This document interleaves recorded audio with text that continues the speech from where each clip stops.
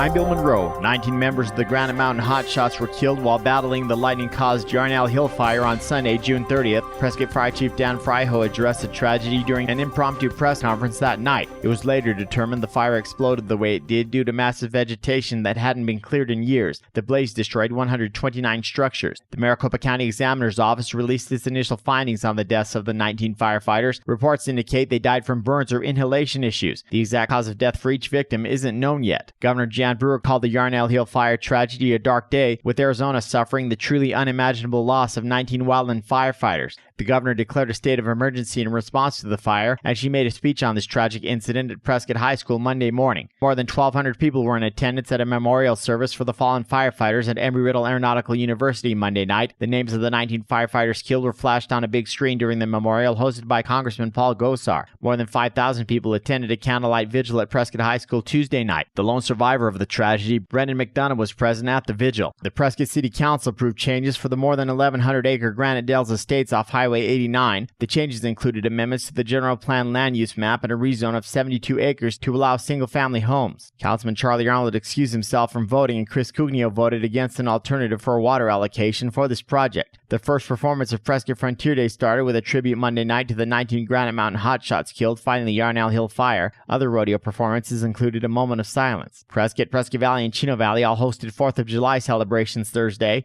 Prescott Valley Mayor Harvey Skoog read a statement of condolence to the families and friends of the firefighters before the fireworks started that night. Peoples Valley residents who were evacuated due to the Yarnell Hill fire were allowed to return home Thursday night. Some of the evacuees had been staying at Red Cross shelters at Yavapai College in Prescott and in Wickenburg. As containment reached 80% on the 8,300-acre fire, officials were hopeful Yarnell residents could return home as well. And it was announced Vice President Joe Biden would be visiting Prescott Valley on July 9th for a private memorial for the 19 Granite Mountain Hotshots. I'm Bill Monroe, and that's your KQNA News Week in Review.